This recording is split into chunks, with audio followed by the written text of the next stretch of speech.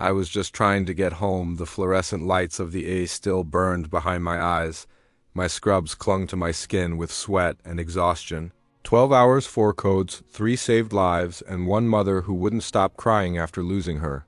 Son, I needed sleep, nothing more. My car sat just rows away in the near-empty parking lot.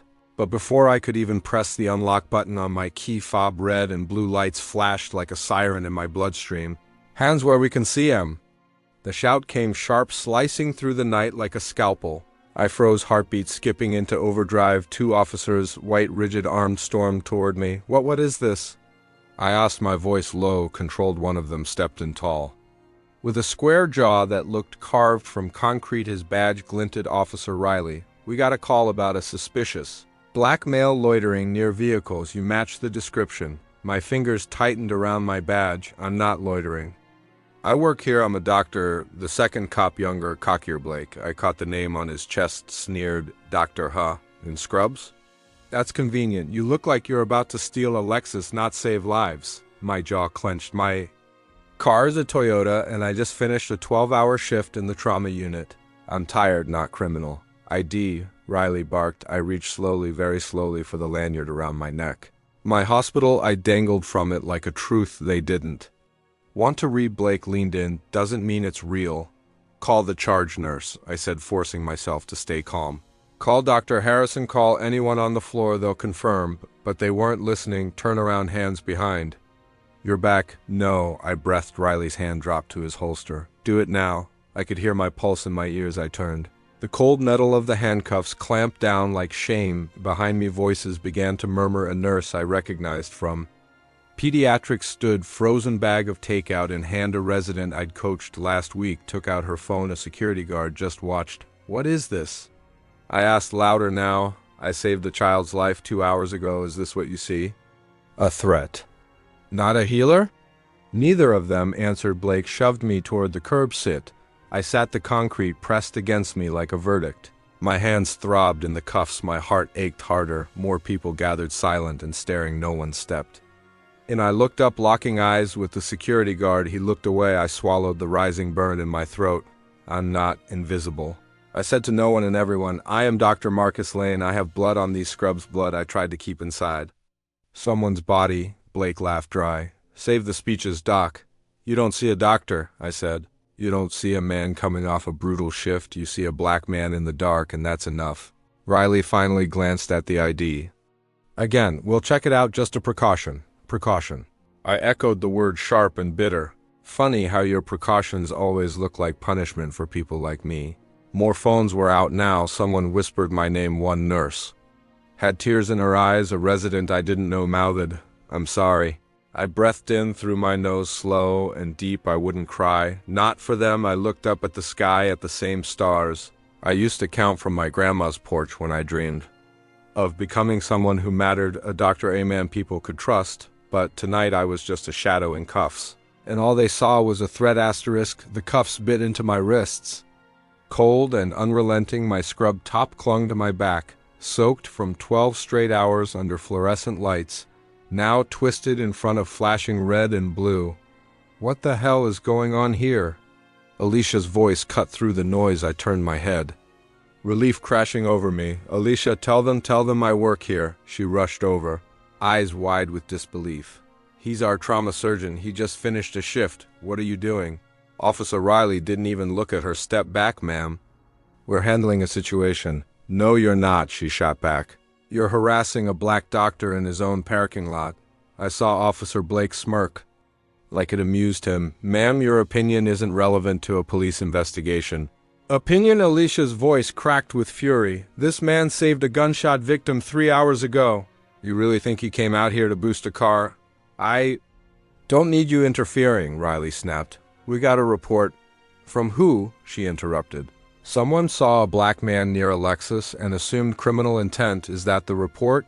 I wanted to thank her scream. Cry. I just lowered my head and muttered, I wear a badge too, just not the kind you respect apparently. Riley's grip on my arm tightened. Watch your mouth. My heart pounded, but I didn't flinch. Security showed up then. Pull the night supervisor in too. Others in Navy windbreakers, I'd passed them 100 times without a word. Now they looked at me like I was a stranger. Paul stepped between us. Officers I know, this man Dr. Marcus Lane, trauma unit. He fits a description, Officer Blake? Replied flatly. Paul squinted. What description? Black male, medium build. Near luxury vehicles. That's not a description, Alicia barked. That's a stereotype. The wind had picked up rustling wrappers across the asphalt. A small crowd had formed, nurses, orderlies, even a janitor with his mop bucket abandoned. Phones were out. I heard one nurse whisper, "Is that Dr. Lane?" I wished I could disappear. Not because I was guilty, but because I hated them seeing me like... This handcuffed, silenced, humiliated Paul tried again. There's no crime here. Let's not escalate. Officer Riley looked around. He saw the phones, the eyes, the tension, but he didn't let go. I stared straight ahead and said, "Why don't you just say it?" Riley raised an eyebrow. Say what? That I don't look like what you expect a doctor to be, that I don't fit your picture. He said nothing. You looked at my skin, not my scrubs, my face, not my name badge. You didn't see a healer, you saw a threat. No one spoke. I kept going. I've done CPR with broken ribs, held pressure on severed arteries, told mothers their sons didn't make it. But all you see is a suspect. Something shifted in the air. Alicia stepped closer. Her voice shook now. You need to let him go right now. Blake's jaw clenched. We'll file a report.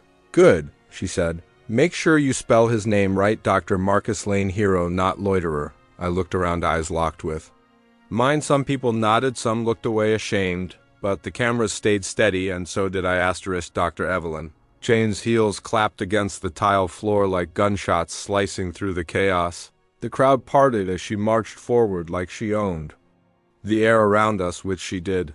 What the hell is going on here? She barked, her eyes blazing like fire through smoke. I looked up from where I was still restrained, blood rushing in my ears. My wrists ached from the zip ties, my pride hurt.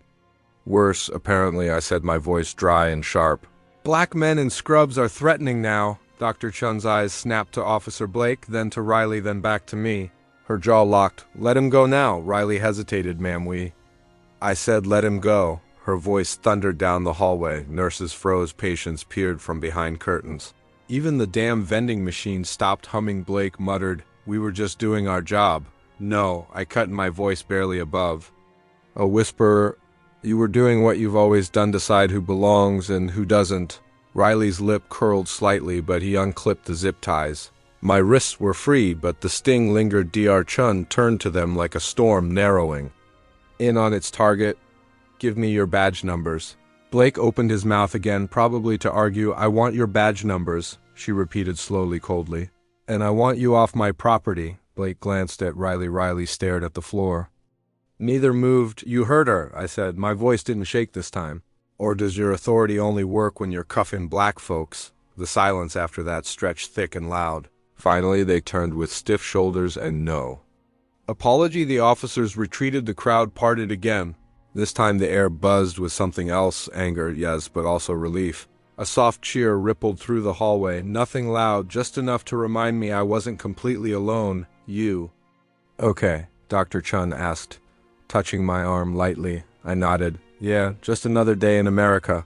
She didn't laugh. She didn't need to. We walked side by side down the hallway. I noticed the nurses watching. Some looked shaken, others embarrassed. A few mouthed silent apologies. Alicia stood near the nurse's station, her eyes locked on mine. I gave her a small nod. She returned it. My hands were still trembling.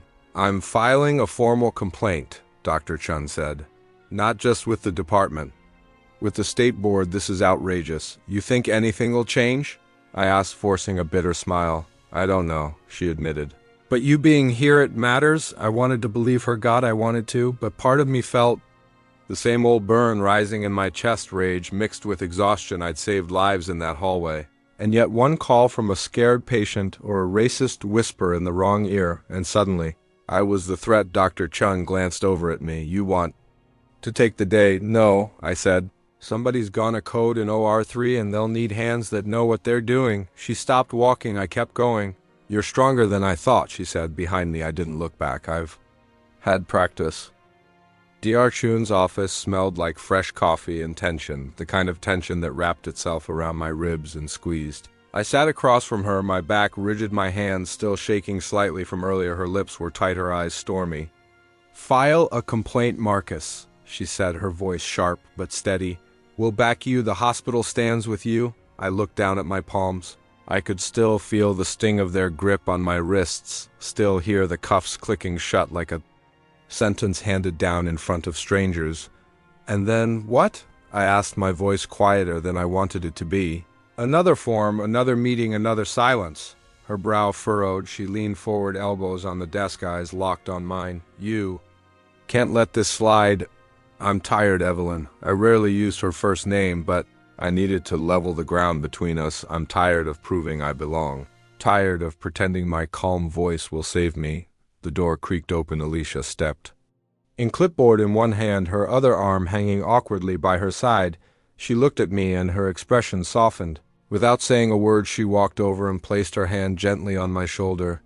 "You saved 5 people today," she said softly. 5 lives because of your hands. You're training your heart." I swallowed hard. "They didn't see that," I muttered. "They never do," she said, eyes glistening. "But that's on them. Don't let 2 uniforms shrink you," I laughed. A bitter, broken sound. "Shrink me, Alicia?" I had my back against the wall, I thought. My voice cracked. "I thought I might not walk out of that ER today, not because of a code blue, but because of a badge." Dr. Chun's voice returned gentler. "This time, I get it, I do, but you have a platform now. People saw, staff saw, the patients saw, hell, even the internet saw." I stared at the floor, my foot tapping against the leg of the chair. My breath was uneven. "You want me to go public?" I asked. "I want you to reclaim the story," she replied. "Not out of revenge, but out of truth." Alicia nodded. "Let them see who you are. The doctor, the fighter, the man who still shows up, despite it all." I looked up at her, the pressure in my chest loosening just enough to breathe. "They cuffed me like I was dangerous," I whispered. "Like I wasn't the one saving lives minutes before." "They did," Alicia said. "And they were wrong." The silence between us thickened. Then I stood, my legs felt weak, but my spine straightened. "Okay," I said, my voice steadier now. "We go public, but not for them." Alicia stepped beside me. "No, for every young black med student who's watching, for every patient who thinks twice before trusting someone who looks like you." Dr. Chun smiled, a small proud thing.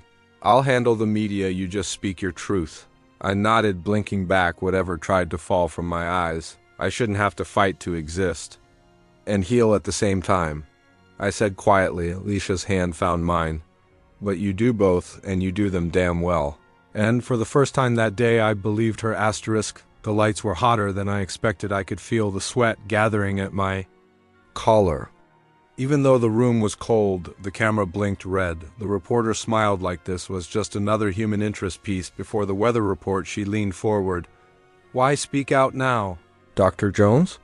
I exhaled slowly, because my silence gave them space to rewrite who I am. Her pen froze midair. "Can you explain that?"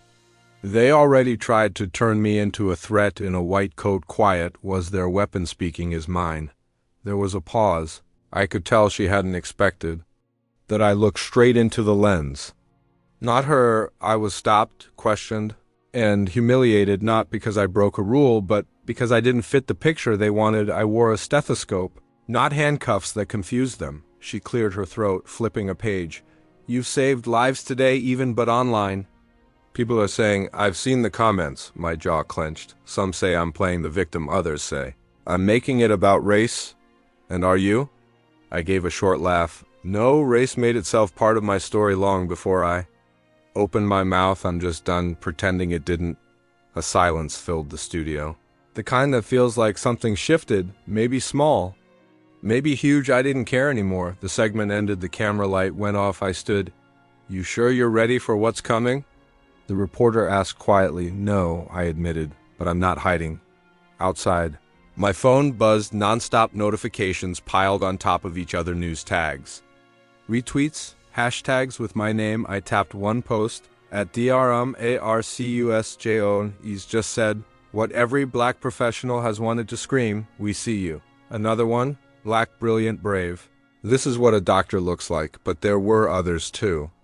Ugly ones, affirmative action, higher crying for attention. Race card again, maybe don't act suspicious. I locked the screen beneath it all. I felt hollow not because I regretted it, but because I knew this was just the start of another fight, another set of eyes judging if I was too loud, too proud, too angry. I looked up. A boy about 10 stood nearby with his mom. He wore scrubs. Plastic ones, like from a Halloween costume. His eyes lit up when he saw me. His mom nudged him. Go ahead. The boy walked over, shy but steady. Are you the doctor on TV? I nodded. Yeah, I want to be like you. My throat tightened. I knelt to his level. Then don't ever shrink to fit their lens. Okay. You're already big enough, he smiled, and in that moment it was worth it. Every scar, every silence. Every stare that asked if I belonged, because now I knew I did, and they couldn't take that away. Asterisk, the lights were hotter than I expected. I could feel the sweat gathering at my collar even though the room was cold. The camera blinked red. The reporter smiled like this was just another human interest piece before the weather report. She leaned forward. Why speak out now, Dr. Jones? I exhaled slowly, because my silence gave them space to rewrite who I am. Her pen froze mid-air. Can you explain that? They already tried to turn me into a threat in a white coat.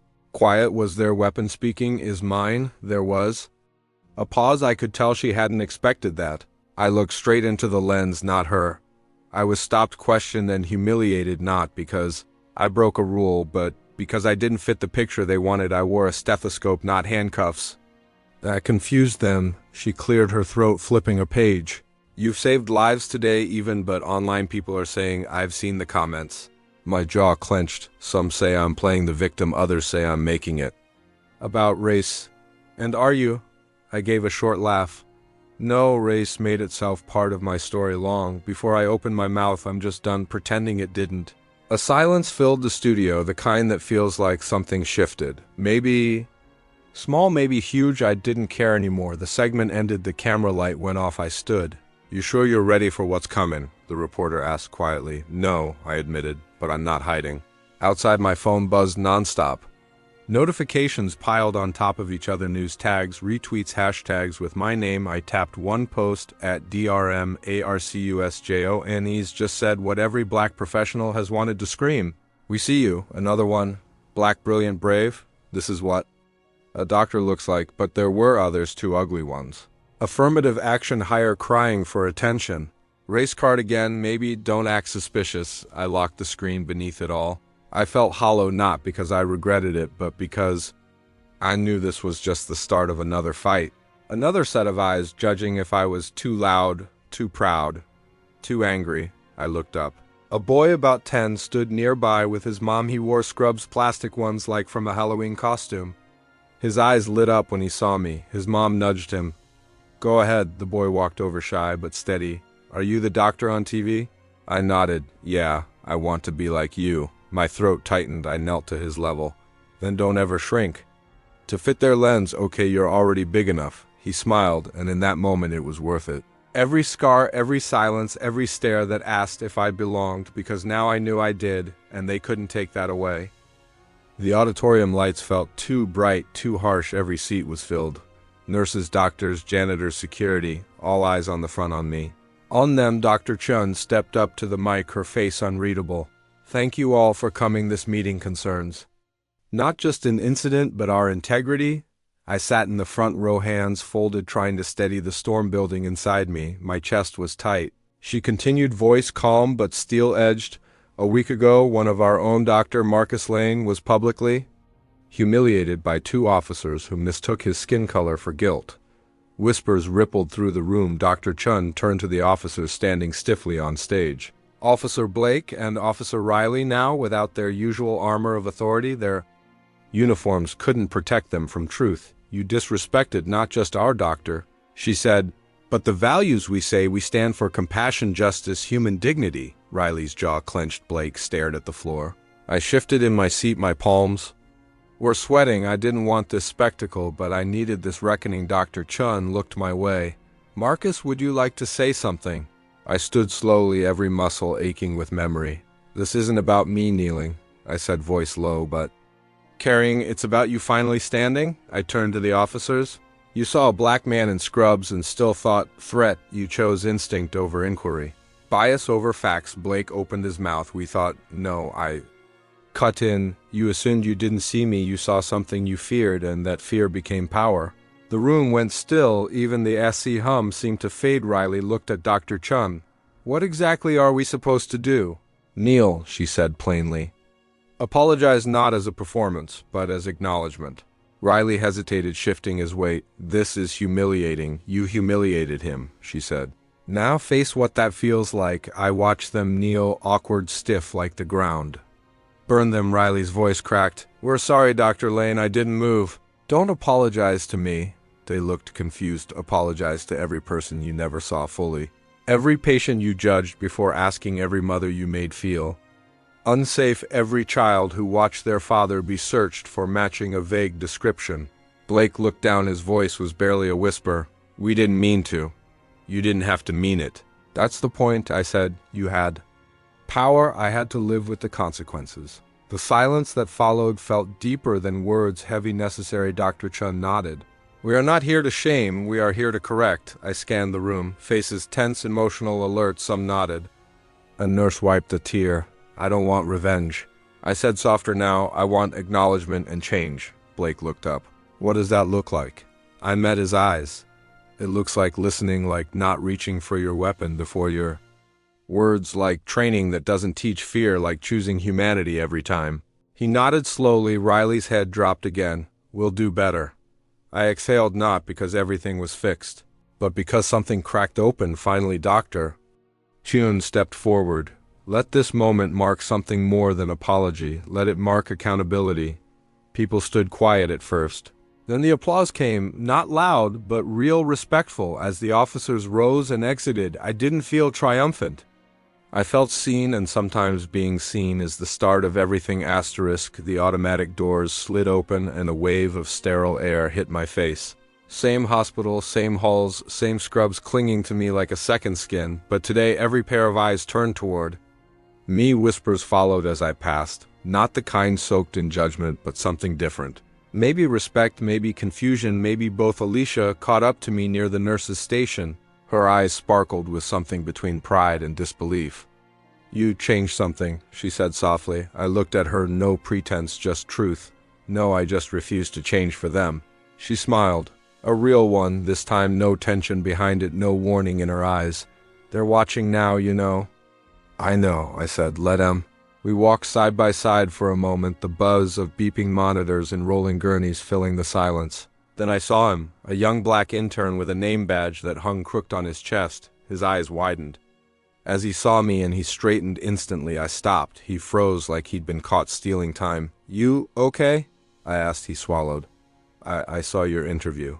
What you said about the oath, about not kneeling just to fit in. I tilted my head. And he looked down, then up again. I want to be like you. Those words hit harder than any slap I ever took. I stepped closer. Then never let them tell you who you are.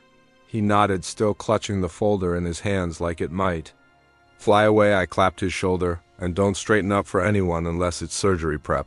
He laughed, nervous but real. I kept moving, voices quieted as I passed the break room. One nurse mouthed something I didn't catch. Another just nodded. The old me would have shrunk under that spotlight, tried to blend, not anymore. I reached the doors, pushed them open like I had 1,000 times before. The chaos inside didn't pause for me. Monitors screamed, a toddler wailed, a resident barked orders, but even in the storm, something had shifted. I didn't take off the scrubs when they shamed me, didn't fold when they questioned my worth, didn't kneel when the weight tried to bend me. These same scrubs, they'd seen blood, sweat, spit, racism, power plays, and silence, but they were still mine. I earned them.